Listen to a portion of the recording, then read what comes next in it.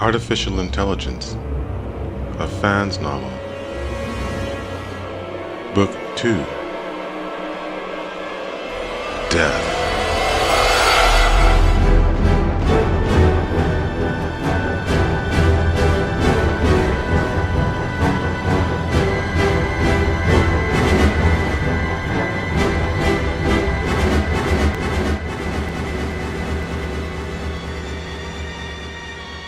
Chapter 1. Joe. Some enchanted evening, you may see a stranger. You may see a stranger across a crowded room, and somehow you know. The man who was not a man stood quietly, patiently waiting for her to decide what was to become of this meeting. She had brought him here, to this dark anonymous room in this dark anonymous part of the city. Yet she seemed unsure now if she wanted to continue on the path which they had begun. She sat bedside, arms folded protectively around her breast. Her weary face was flushed with nervous anticipation. Or was it fear? The man who was not a man couldn't decide for sure. He assumed the posture, eyes fixed on her, arms loose in folded pockets, hips cocked and suggestive bold, and cut to fit black on black and lapels, very smooth, very fashion. He waited. "I'm afraid," she said finally. Her eyes teared and she looked away. So it was fear, after all. Catalog that. Modify profile. Modify approach. Respond. Of me? The man asked. Yes, she responded quickly. Too quickly. Elaborate that. Suggest. That I will hurt you? He asked, his gaze penetrating, unyielding. She breathed deeply. Her chest rose, hitched, fell. Yes, she admitted finally. Trauma there. Modify profile. Respond. I think you're afraid of letting go. The man who was not a man paused there until he saw her breath catch. I think you're afraid of happiness. He shifted his weight, cocked his head to the side, chin back and eyes slit. And this is starting to excite me, he concluded. Touch of a whisper, touch of a tremble. She was looking at him now, not the eyes yet. Check that. He moved closer to the bed and stood in front of her. Are you afraid of seeing the stars, Patricia? Her arms unfolded, not yet her eyes. I can show you how to reach them, he said. I'm afraid of what you have under there, Patricia responded. Her gaze flowed down the length of his body and stopped at the spot. May I see what it looks like first? She inquired. Check that. Modify approach. He knelt before her, hands warmed, light on her thighs. His face was perfection so close. Is this your first time with something like me? He asked. She paused, eyes averted, chest, breast rise, fall. I've never been with Mecha, she admitted. Catalog that. Respond. Well, that makes two of us, he whispered. Appropriate smile. She laughs. Relief is finally in her face. He laughs with her and waits. I'm afraid it will hurt, she said plainly. Finally, elaboration sufficed. Respond. The man who was not a man stood, the perfect contours of his frame alive, yet not beneath the trim folds of his clothing. Patricia, he said, once you've had to love a robot, you'll never want a real man again. She smiles at this. He is strength and desire. He exudes an eloquent lust, warmth and pheromones modified by the moment. He gazes down at her. He is patient, understanding. She sees this in him. He sees something too, beneath the collar of her shirt, and reaches to part her blouse. She does not stop him. His fingers caress softly against her neck. Check that. Inquire. Are these the wounds of passion? He asks her gently. He has found the bruises. She smiles and nods a pathetic lie which she cannot sustain. No, she whispers finally, and her tears belie the smile behind which she has hidden for so long. Shadows of violence and misery are restless behind her eyes. Catalog that. He cocks his head quickly to the side and back, so fast that she does not notice. Something inside him is activated. Do you hear that? She asks, puzzled, searching the room. She knows that music. It is something from a dream, from some long ago time depicted in celluloid archives. Men and women dance there. There is romance and elegant laughter. He moves his hand along her line of vision and draws it to him. She follows and realizes from whence the music has come. She laughs fully and finally looks into his eyes. His eyes are only for her. The man who is not a man, this device perfect in its function and form, moves upon her now, and their eyes are just beats away. You are a goddess, Patricia, he says. You wind me up inside, but you deserve much, much better in your life. He is against her now. His breath simulacrum is on her mouth and neck and breasts, and she is lost in it, and the heat rising from him, strong against her. You deserve me. She is consumed by him, beneath him. She will never be the same. He has no awkward moments. He does not tire or subside. His heat and size are precisely calculated, his thrusts perfectly timed. Her passion erupts quickly and repeatedly. She cries out, he is superb, he is perfect. He is designed specific. She leaves him finally, regretfully. When can she see him again? Next week? Sooner? Tomorrow? She will never see him again. The ShangriLa has come over the page that dangles on his chest. Who's this? Ah, Bevins. Good that. Step it up. Work to be done. Can't keep the ladies waiting. Never keep them waiting. The night is cool. The music is jazz that erupts from dim-lit windows and doorways of smoky side street parlors. Solitary men, women, Olga, Mecha, watch from those doors. They nod their heads as he passes. He smiles and struts on. He is not customer. He is merchandise. He is Joe. He is a gigolo. He is Mecha. He gives them a quick show. His feet skip and heels click a quick rhythm against the pavement. They blur gracefully in the dim blue light of the street. Nice touch, that. Very chic. Very glamour. They love it. The whirring in his legs is inaudible under the music and laughter around him. There is festivity here. There is lust and drugs and 1,000 unnamed organ appetites to be filled. There is danger here too, but it does not touch him. He does the Kelly step against the curb. Passers-by oogle. An old Olga sleeping on the street awakens at the sound and swears at him. Hey, you stupid robot, what the hell's wrong with you? Don't you watch? Then there is a flash of old-fashioned neon in front of him.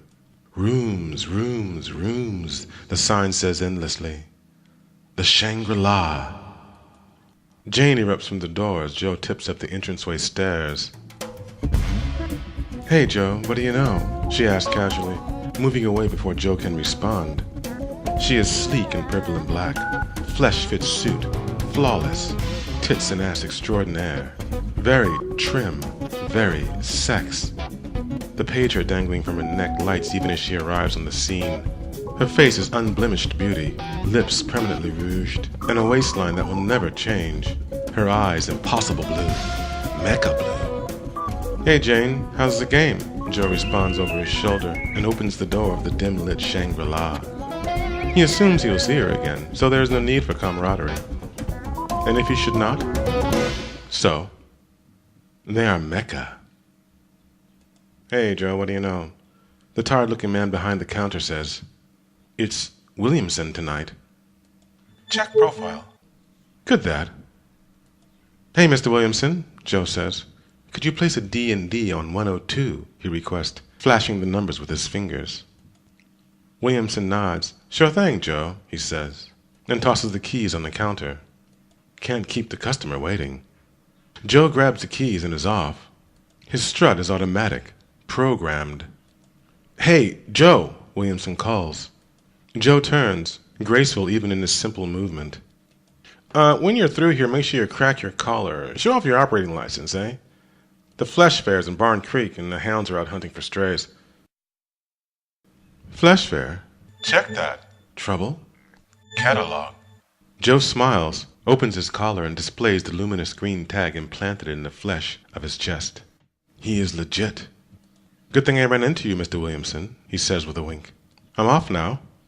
He twirls smoothly, and keys dangling from his hand, poses against the banister before he ascends. Mustn't keep the lady waiting, he says. He climbs the stairs rapidly, but he doesn't lose breath. He never loses breath. He cannot. Upstairs, he stops at 102. He places his hand before his face, and his fingertips become luminous. The center of his palm becomes covered in a gelatinous film. The film firms and becomes reflective, a mirror. He looks at himself. Check profile, Bevins. Modify. A touch of eyeliner comes from his fingertip like magic, but it is not magic. He is Mecha. His hair comes alive, and then he is blond. His cheekbones lift and chin juts ever so slightly. Nice touch. Good, that. His eyes are green now, and covered in a fine sheen of sparkle. He is prepared for Miss Bevins. Or so he believes. Joe struts into the room in his new profile. He cocks his head in music channels from secret parts of his body.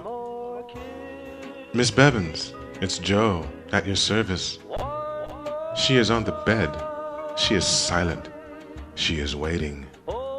Joe jumps easily beside her. His mechanical limbs barely disturb her. She is still. Her back is to him. I have been counting the seconds since we last met, he says. Still she has nothing to say. She does not turn to face him. Is she upset? Check profile. Elaborate. He leans forward and sees something glistening on her cheek. Check that. Inquire. He reaches down and swipes a finger over the wetness. Have you been crying, Samantha? He asks. I found a tear. Still she does not respond. He leans closer. It is not tears that cover her face. She is not waiting. She is no more. Check that. Trouble. He jumps quickly from the bed. Hey, Joe, what do you know? The man in the shadows stepped into view. Joe faced the man, scanning him in the faint light from the windows. An aging, balding ogre, paunchy in his designer suit. Check profile. Nothing. So, Joe, how many seconds has it been since you two were last together? The man asked. He is ogre. Joe must respond. He turned off his music, consulted his clock. 255,133, Joe responded. 24. And the man walks to the bedside, looks down on the dead woman. And the man leans close to the dead woman's face. His face is passionate. He seems to want to kiss her. And he says, Goodbye, Samantha, and never forget you killed me first. Then he does kiss her on her naked, dead shoulder. Then he is leaving Joe alone with this dead ogre woman. The last place in the world a Mecha wants to be found. At 255,156 seconds since they'd last met, Joe realizes Samantha Bevins has just gotten him in trouble. Bad trouble.